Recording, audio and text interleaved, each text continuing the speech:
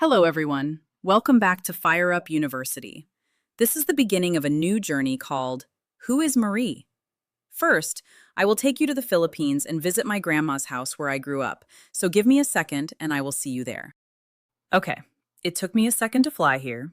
I am currently sitting at my grandma's house. Let me introduce you to Who is Marie. In our earlier stories, you met my grandmother and my two grandfathers. You learned about the love, wisdom, discipline, patience, and creativity they brought into my life. Today, you will begin meeting the little girl they helped raise. That little girl was me.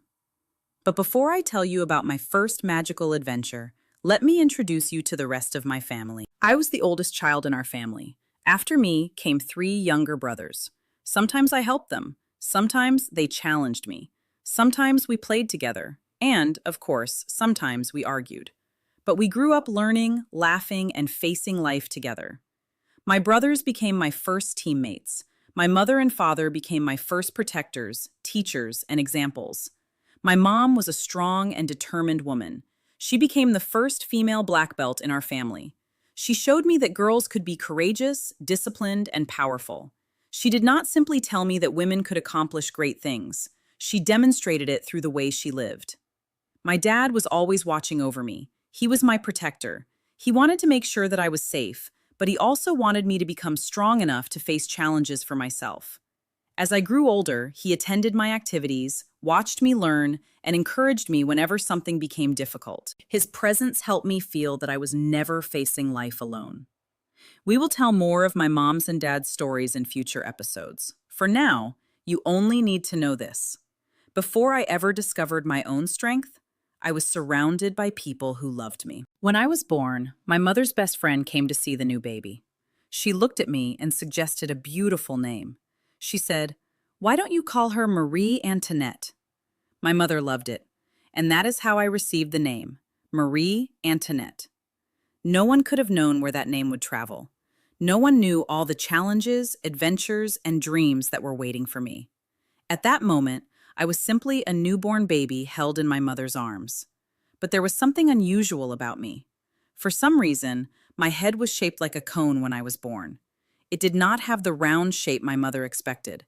But my mom was not someone who easily gave up. She had studied cosmetology. She had also learned reflexology while she was in Japan.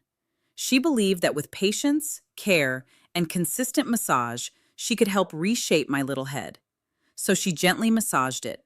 Day after day, little by little, she continued working with patience and love. She did not look at me and see something wrong.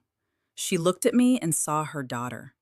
She believed that change was possible, and she refused to stop trying. Eventually, my head returned to a normal shape. I was too young to understand what she had done for me. But now, when I look back, I realize that my first lesson in perseverance began before I could even speak. Before I could fight for myself, my mother was already fighting for me. As I grew older, another part of me began to stand out. My teeth were much bigger than those of many other children. They also protruded. When I looked into the mirror, I could see that my smile was different. Children often notice when someone looks different. Sometimes they stare, sometimes they ask questions, and sometimes they say things that can hurt. There were moments when I wondered why I did not look like everyone else. But my family continued reminding me that I was loved. My smile was still my smile. My appearance did not determine my worth. I was still Marie. Then I continued growing, and growing, and growing. I became very tall and very skinny. At times, I felt awkward. My arms and legs seemed long, and my body looked different from many of the children around me. But later, the very thing that made me feel different would create new opportunities. Because I was tall, I was selected to become a basketball player when I reached high school. There was only one problem. I was not a very good shooter. I could run, I could move, I could help the team. But making the ball go through the basket was another story. My dad would be there watching me.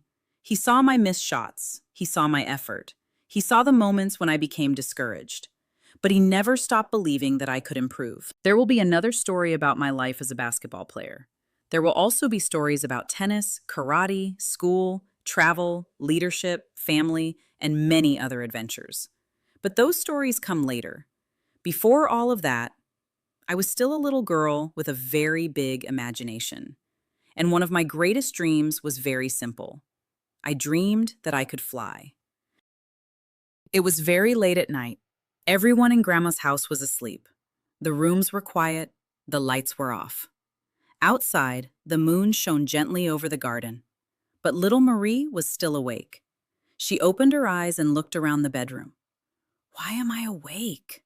She tried closing her eyes again, but something felt different. It was almost as though someone, or something, was calling her. Little Marie slowly climbed out of bed. She placed her feet carefully on the floor so she would not wake anyone. Then she tiptoed toward the door.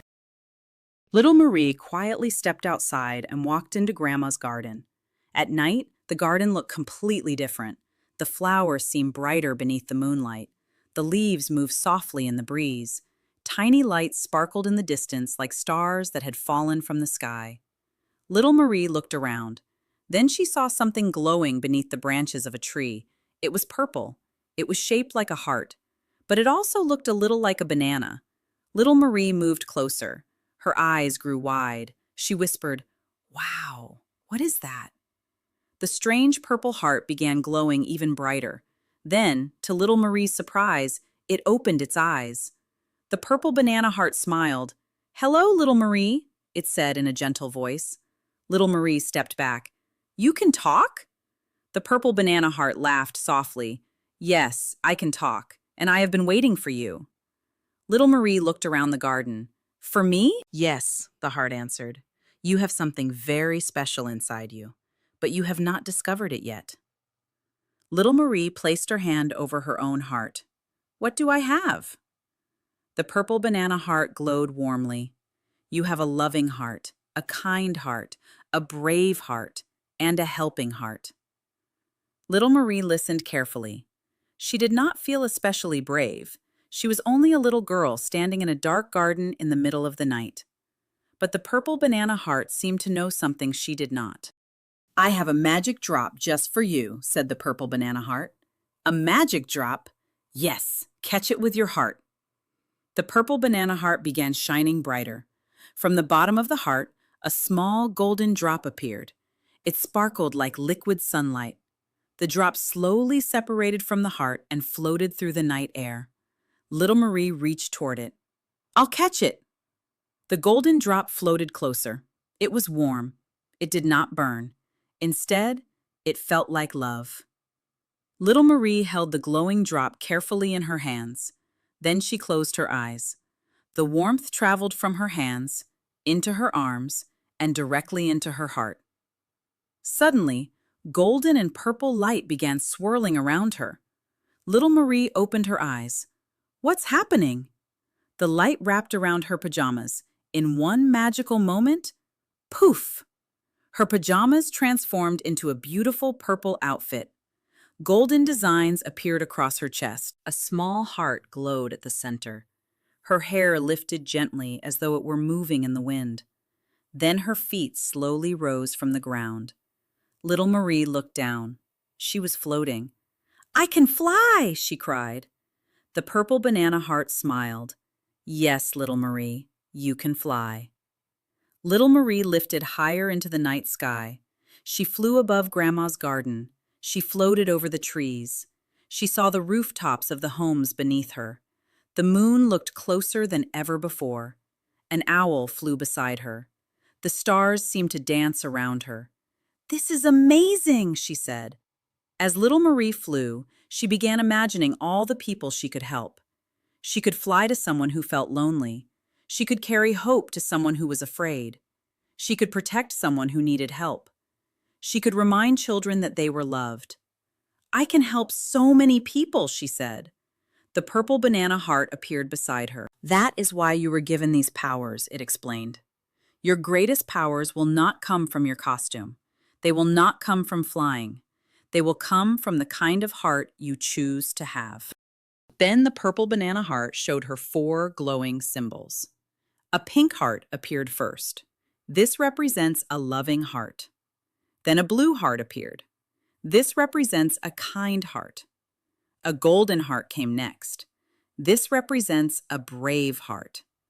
Finally, a green heart appeared, and this represents a helping heart. The 4 hearts circled little Marie.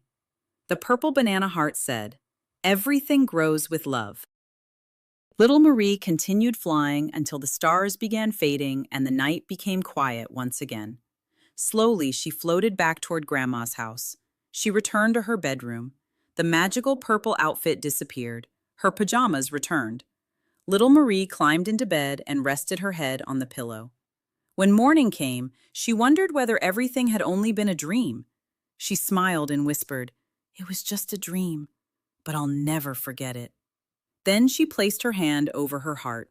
Deep inside, she could still feel a tiny warmth. Perhaps the purple banana heart had really visited her, or perhaps it had always been inside her, waiting to be discovered. From that night forward, little Marie made a promise. She promised to care for her heart. She promised to use love when people needed comfort. She promised to use kindness when someone felt alone.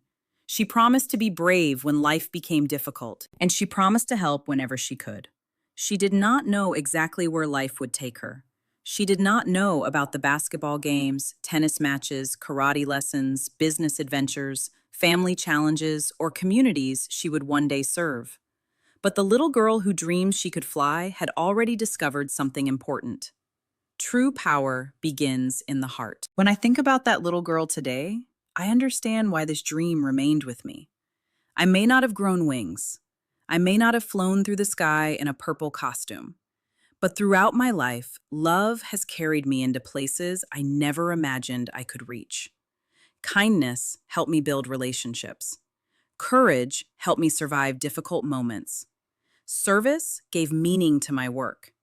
And the desire to help others became one of the strongest powers I would ever have.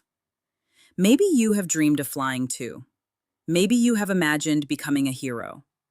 Remember this: you do not need wings to lift someone.